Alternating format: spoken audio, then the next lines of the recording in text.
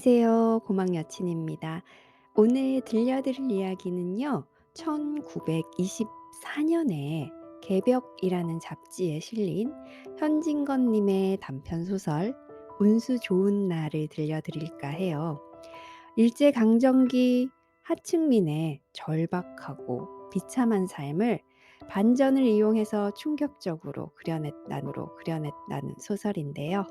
그럼 저와 함께 운수 좋은 날 한번 들어볼까요?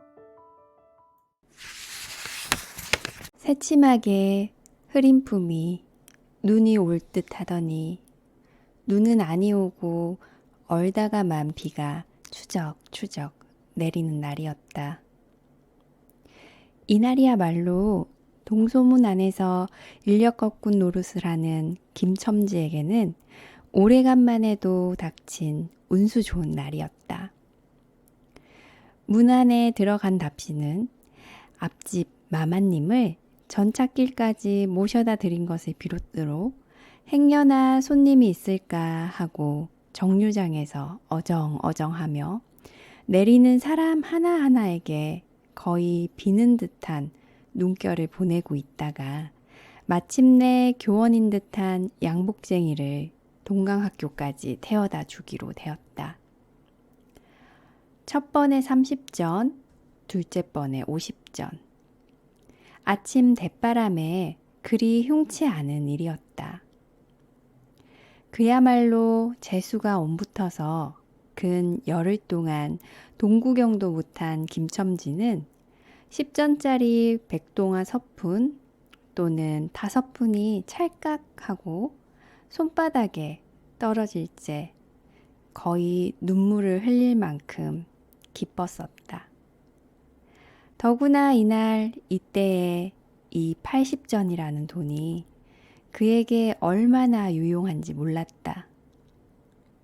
컬컬한 목에 모주 한 잔도 적실 수 있거니와 그보다도 앓는 아내에게 설렁탕 한 그릇도 사다 줄 수 있습니다.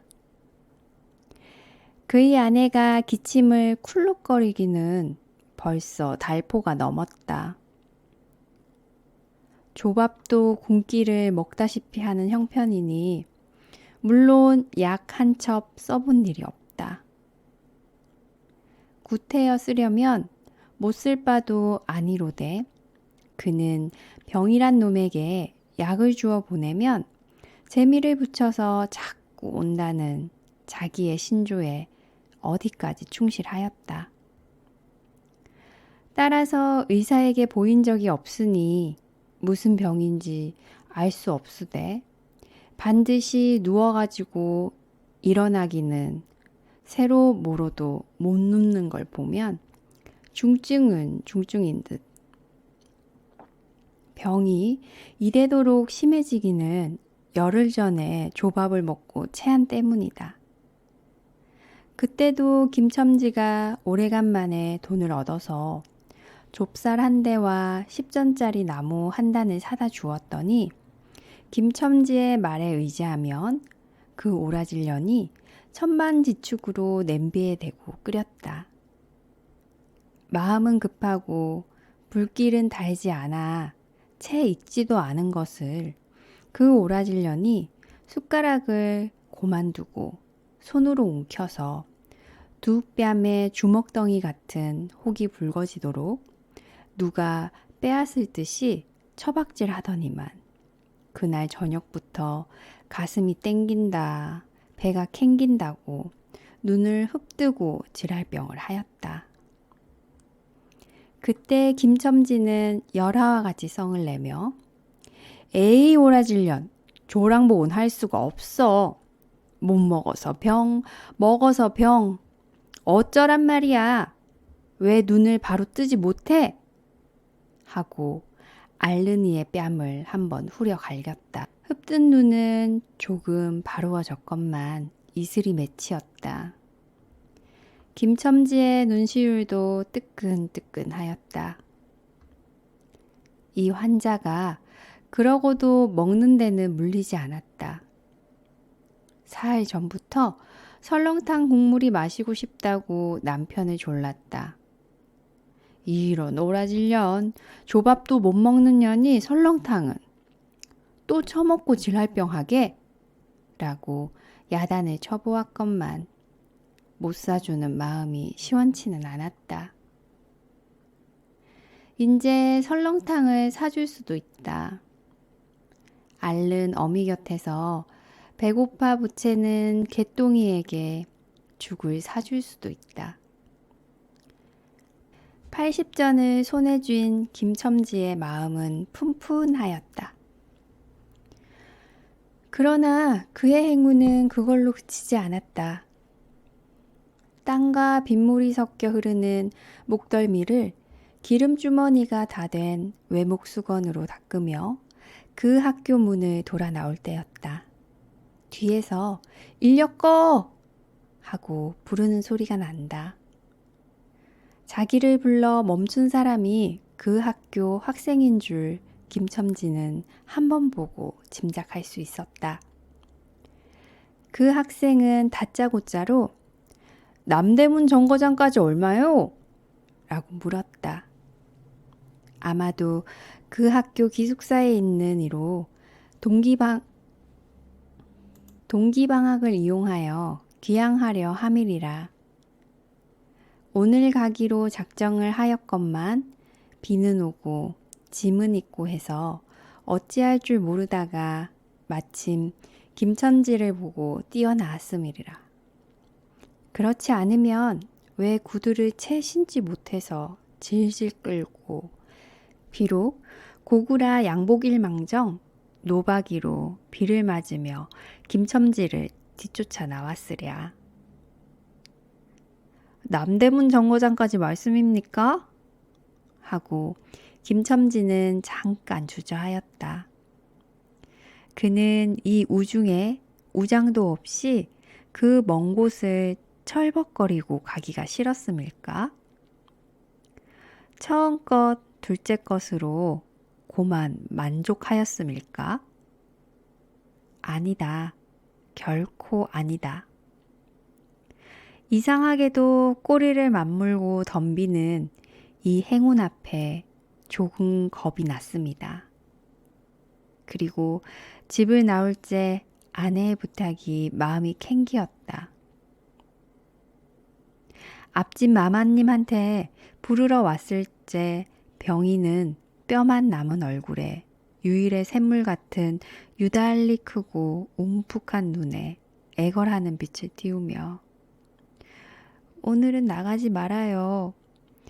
제발 덕분에 집에 붙어 있어요. 내가 이렇게 아픈데. 라고 모기 소리같이 중얼거리고 숨은 걸 그렁그렁 하였다. 그때의 김첨지는 대수롭지 않은 듯이 아따 젠장 맞을련 별 빌어먹을 소리를 다 하고 있네. 맞붙들고 앉아있으면 누가 먹여 살릴 줄 알아? 하고 훌쩍 뛰어나오려니까 환자는 붙잡을 듯이 팔을 내저으며 나가지 말라도 그래. 그러면 일찍 들어와요. 하고 목매인 소리가 뒤를 따랐다. 정거장까지 가잔 말을 들은 순간에 경련적으로 떠는 손, 유달리 큼직한 눈을 듯한 아내의 얼굴이 김첨지의 눈앞에 어른어른 하였다. 그래 남대문 정거장까지 얼마란 말이요? 하고 학생은 초조한 듯이 인력거꾼의 얼굴을 바라보며 혼잣말같이 인천차가 11점에 있고 그 다음에는 새로 2점이던가? 라고 중얼거린다. 1원 50점만 줍시오. 이 말이 저도 모를 사이에 불쑥 김첨지의 입에서 떨어졌다. 제 입으로 부르고도 스스로 그 엄청난 돈 액수에 놀랐다. 한꺼번에 이런 금액을 불러라도 본 지가 그 얼마만인가. 그러자 그 돈 벌 용기가 병자에 대한 염려를 사르고 말았다. 설마 오늘 내로 어떠랴 싶었다. 무슨 일이 있더라도 제일의 행운을 곱친 것보다 오히려 갑절이 많은 이 행운을 놓칠 수 없다 하였다. 이런 50전은 너무 과한데? 이런 말을 하며 학생은 고개를 기웃하였다. 아니올시다. 이수로 치면 여기서 거기가 10오리가 넘는답니다. 또 이런 진날은 좀 더 주셔야지요. 하고 빙글빙글 웃는 차부의 얼굴에는 숨길 수 없는 기쁨이 넘쳐 흘렀다. 그러면 달라는 대로 줄 터이니 빨리 가요. 관대한 어린 손님은 이런 말을 남기고 총총히 옷도 입고 짐도 챙기러 갈대로 갔다. 그 학생을 태우고 나선 김첨지의 다리는 이상하게 거뿐하였다. 다름질을 한다느니보다 거의 나는 듯하였다.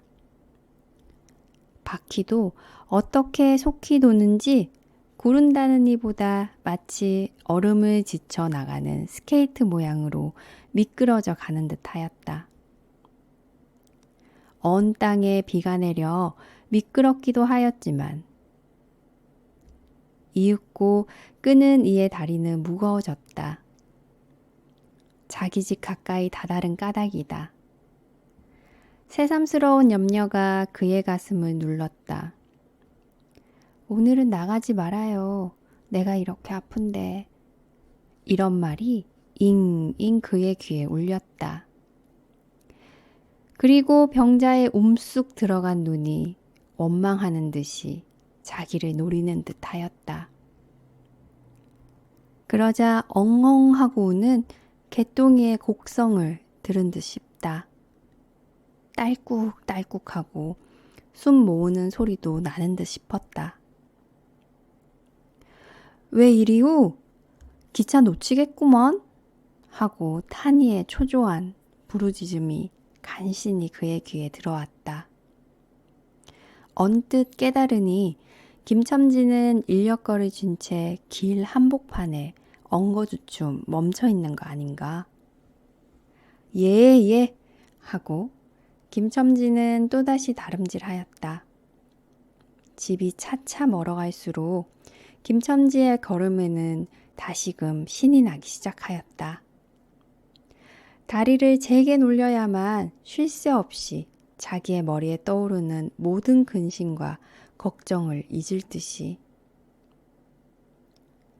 정거장까지 끌어다주고 그 깜짝 놀란 1원 50전을 정말 제 손에 쥐매 제 말 맞다나 10리나 되는 길을 비를 맞아가며 질퍽거리고 온 생각을 아니하고 거저나 얻은 듯이 고마웠다. 졸부나 된 듯이 기뻤다. 제 자식벌밖에 안 되는 어린 손님에게 몇 번 허리를 굽히며 안녕히 다녀오십시오 라고 깍듯이 재우쳤다. 그러나 빈 인력거를 털털거리며 이 우중에 돌아갈 일이 꿈밖이었다. 노동으로 하여 흐른 땀이 식어지자 굶주린 창자에서 물 흐르는 옷에서 어슬어슬 한기가 솟아나기 비롯하며 이런 50전이란 돈이 얼마나 괜찮고 괴로운 것인 줄 절절히 느끼었다. 정거장을 떠나는 그의 발길은 힘 하나 없었다. 온몸이 옹송그려지며 당장 그 자리에 엎어져 못 일어날 것 같았다. 젠장 맞을 것. 이 비를 맞으며 빈 인력거를 털털거리고 도라를 간담. 이런 빌어먹을 째 할미를 붙을 비가 왜 남의 상판에 딱딱 때려? 그는 몹시 화증을 내며 누구에게 반항이나 하듯이 개걸거렸다. 그럴 즈음에 그의 머리엔 또 새로운 광명이 비쳤나니 그것은 이러고 갈 게 아니라 이 근처를 빙빙 돌며 차 오기를 기다리면 또 손님을 태우게 될는지 몰라 란 생각이었다. 오늘 운수가 괴상하게도 좋으니까 그런 요행이 또 한 번 없으리라고 누가 보증하랴. 꼬리를 굴리는 행운이 꼭 자기를 기다리고 있다고 내기를 해도 좋을 만한 믿음을 얻게 되었다. 그렇다고 정거장 인력거꾼의 등살이 무서우니 정거장 앞에 섰을 수는 없었다. 그래, 그는 이전에도 여러 번 해본 일이라 바로 정거장 앞 전차 정류장에서 조금 떨어지게 사람 다니는 길과 전찻길 틈에 인력거를 세워놓고 자기는 그 근처를 빙빙 돌며 형세를 관망하기로 하였다. 얼마 만에 기차는 왔고 수십 명이나 되는 손이 정류장으로 쏟아져 나왔다. 그 중에서 손님을 물색하는 김첨지의 눈엔 양머리에 뒤축 높은 구두를 신고 망토까지 두른 기생 템물인 듯 남봉 여학생인 듯한 여편네의 모양이 띄었다. 그는 슬근슬근 그 여자의 곁으로 다가들었다. 아씨, 인력거 아니 타시랍시요? 그 여학생인지 만지가 한참을 매우 때깔을 빼며 입술을 꼭 다문 채 김첨지를 거들떠 보지도 않았다. 김첨지는 구걸하는 거지나 무엇같이 연애연방 그의 기색을 살피며 아씨, 정거장 애들보단 아주 싸하게 모셔다 드리겠습니다. 댁이 어디신가요? 하고 추근추근하게도 그 여자의 들고 있는 일본식 버들고리 짝에 제 손을 대었다. 왜 이래? 남 귀치 않게. 소리를 병력같이 지르고는 돌아선다. 김첨지는 어랍시오 하고 물러섰다. 전차는 왔다.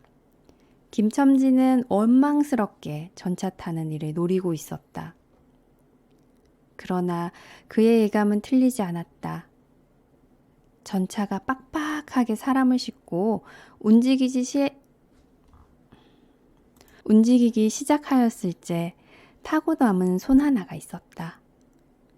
굉장하게 큰 가방을 들고 있는 걸 보면 아마 붐비는 차 안에 짐이 크다 하여 찻장에게 밀려 내려온 눈치였다. 김첨지는 대어섰다. 인력거를 타시랍시오. 한동안 값으로 승강이라 하다가 60전에 인사동까지 태워다 주기로 하였다. 인력거가 무거워짐에 그의 몸은 이상하게도 가벼워졌고 그리고 또 인력거가 가벼워지니 몸은 다시금 무거워졌건만 이번에는 마음조차 초조해 온다. 집의 광경이 자꾸 눈앞에 어른거리어 인제 요행을 바랄 여유도 없었다. 나무 등거리에나 무엇 같고 제 것 같지도 않은 다리를 연해 꾸짖으며 질팡갈팡 뛰는 수밖에 없었다. 저놈의 인력거꾼이 저렇게 술이 취해가지고 이 진땅에 어찌 가노? 라고 길 가는 사람이 걱정을 할 만큼 그의 걸음은 황급하였다. 흐리고 비 오는 하늘은 어두침침하게 벌써 황혼에 가까운 듯하다. 창경원 앞까지 다다라서야 그는 턱에 닿은 숨을 돌리고 걸음도 누추잡았다. 한 걸음 두 걸음 집이 가까워 갈수록 그의 마음조차 괴상하게 누그러웠다. 그런데 이 누그러움은 안심해서 오는 게 아니오. 자기를 덮친 무서운 불행을 빈틈없이 알게 될 때가 박도한 것을 두리는 마음에서 오는 것이다. 그는 불행에 다닥치기 전 시간을 얼마쯤이라도 느리려고 버르적거렸다. 기적에 가까운 벌이를 하였다는 기쁨을 할 수 있으면 오래 지니고 싶었다. 그는 두리번 사면을 살피었다. 그 모양은 마치 자기 집 곧 불행을 향하고 달아가는 제 다리를 제 힘으로는 도저히 어찌할 수 없으니 누구든지 나를 좀 잡아다고 구해다고 하는 듯하였다.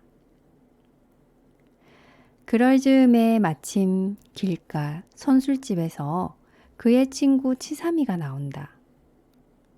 그의 우글우글 살찐 얼굴에 주홍이 덧는 듯 온 턱과 뺨을 시커멓게 구렛나룻이 덮였거늘 노릇탱탱한 얼굴이 바짝 말라서 여기저기 고랑이 패고 수염도 이때야 턱 밑에 마치 솔잎송이를 거꾸로 붙여놓은 듯한 김첨지의 풍채하고는 기이한 대상을 짓고 있었다. 여보게 김첨지, 자네 문안 들어갔다 오는 모양일세 그려. 돈 많이 벌었을 테니 한 잔 빨리게. 뚱뚱 보는 말라깽이를 보던 마태 부르짖었다. 그 목소리는 몸짓과 딴판으로 연하고 싹싹하였다. 김첨지는 이 친구를 만난 게 어떻게 반가운지 몰랐다. 자기를 살려준 은인이나 무엇같이 고맙기도 하였다. 자네는 벌써 한 잔 모양일세 그려? 자네도 오늘 재미가 좋아 보이? 하고 김첨지는 얼굴을 펴서 웃었다. 아따, 재미 안 좋다고 술 못 먹을랜가? 그런데 여보게, 자네 왼몸이 어째 물독에 빠진 새양지 같은가? 어서 이리 들어와 말리게. 선술집은 훈훈하고 뜨뜻하였다. 추어탕을 끓이는 솥뚜껑을 열 적마다 뭉게뭉게 떠오르는 흰김 석쇠에서 뻐지짓 뻐지짓 구워지는 너비안이 구이며 제육이며 간이며 콩팥이며 북어며 빈대떡 이 너저분하게 늘어놓인 안주탁자에 김첨지는 갑자기 속이 쓰려서 견딜 수가 없었다.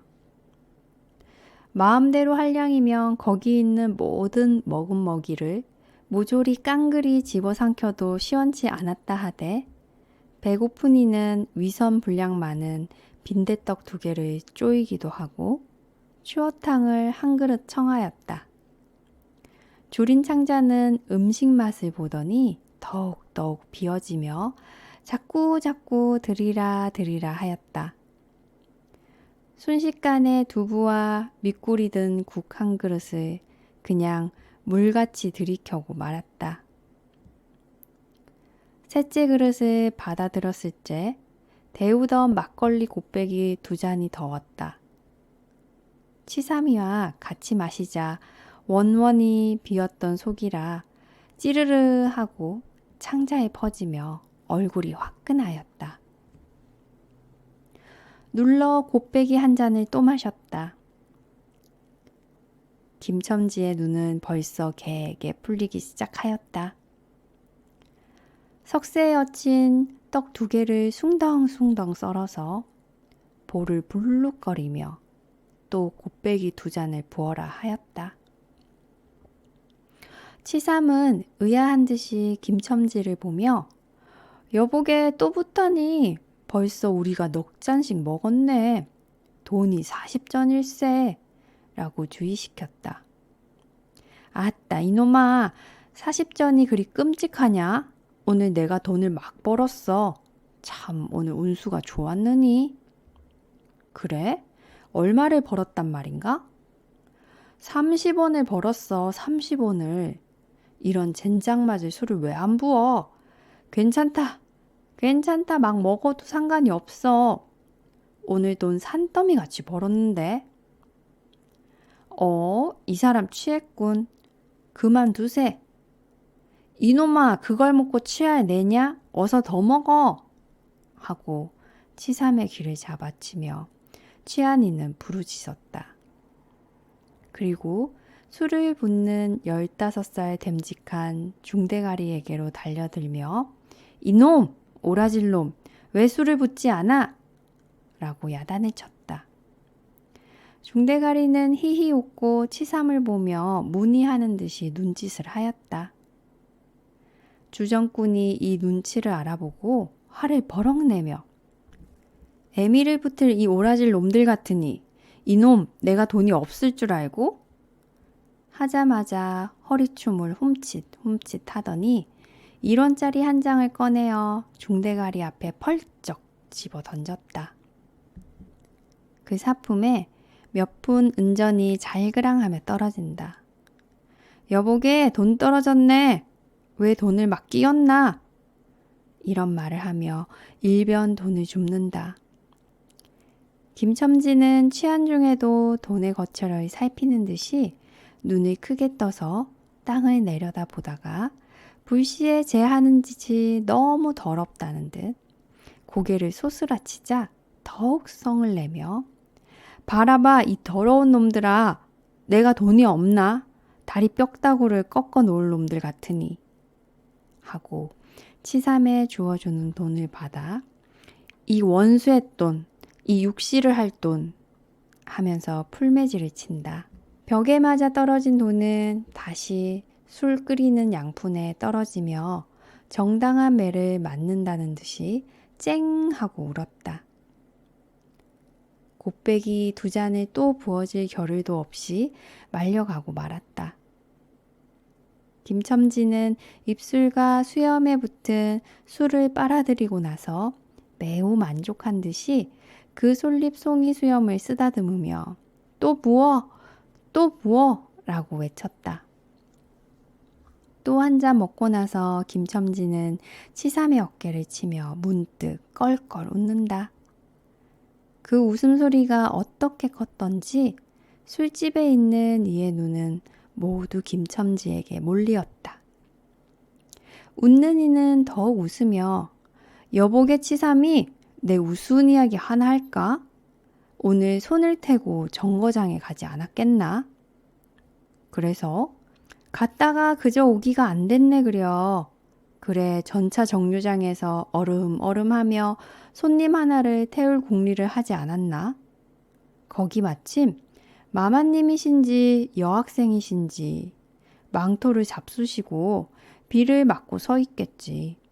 슬근슬근 가까이 가서 인력거 타시랍시오 하고 손가방을 받으려니까 내 손을 탁 뿌리치고 획 돌아서더니만 왜 남을 이렇게 귀찮게 굴어? 그 소리야말로 꾀꼬리 소리지. 허허. 김첨지는 교묘하게도 정말 꾀꼬리 같은 소리를 내었다. 모든 사람은 일시에 웃었다. 빌어먹을 깍재기 같은 년 누가 저를 어쩌나? 왜 남을 귀찮게 굴어? 어이구 소리가 처신도 없지. 허허. 웃음소리들은 높아졌다. 그러나 그 웃음소리들이 사라도지기 전에 김첨지는 훌쩍훌쩍 울기 시작하였다. 치삼은 어이없이 주정뱅이를 바라보며 금방 웃고 지랄을 하더니 우는 건 또 무슨 일인가? 김첨지는 연에 코를 들이마시며 우리 마누라가 죽었다네. 뭐? 마누라가 죽다니 언제? 이놈아 언제는 오늘이지. 예끼 미친놈 거짓말 마라. 거짓말을 왜? 참말로 죽었어. 참말로. 마누라 시체를 집에 뻗을쳐 놓고 내가 술을 먹다니 내가 죽일 놈이야.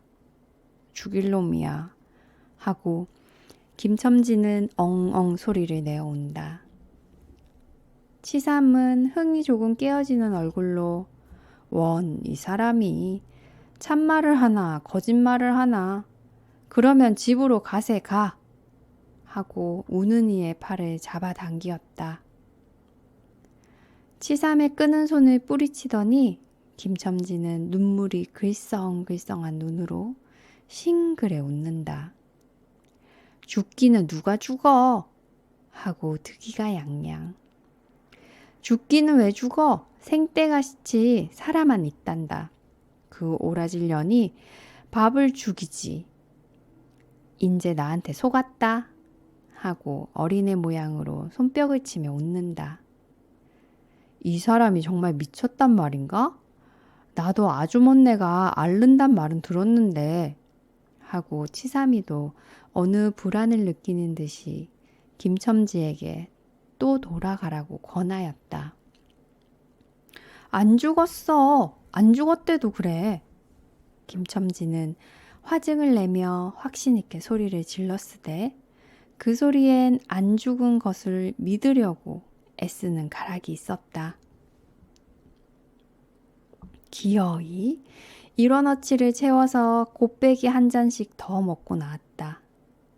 구준비는 의연히 추적추적 내린다. 김첨지는 치중에도 설렁탕을 사가지고 집에 다다랐다. 집이라 해도 물론 셋집이요. 또 집 전체를 세든 게 아니라 안과 뚝 떨어진 행랑방 한간을 빌려든 것인데 물을 길어대고 한 달에 1원씩 내는 터이다. 만일 김첨지가 주기를 띄지 않았던들 한 발을 대문에 들여놓았을째 그곳을 지배하는 무시무시한 정적. 폭풍우가 지나간 뒤에 바다 같은 정적이 다리가 떨렸으리라. 쿨룩거리는 기침 소리도 들을 수 없었다. 그르렁거리는 숨소리조차 들을 수 없었다. 다만 이 무덤 같은 침묵을 깨뜨린다는 이보다 한층 더 침묵을 깊게 하고 불길하게 하는 빡빡 하는 그윽한 소리. 어린애의 젖바는 소리가 날 뿐이다. 만일 청각이 예민한 이 같으면 그 빡빡 소리는 빨 따름이요. 꿀떡꿀떡하고 젖 넘어가는 소리가 없으니 빈 젖을 빤다는 것도 짐작할는지 모르리라. 혹은 김첨지도 이 불길한 침묵을 짐작했는지도 모른다.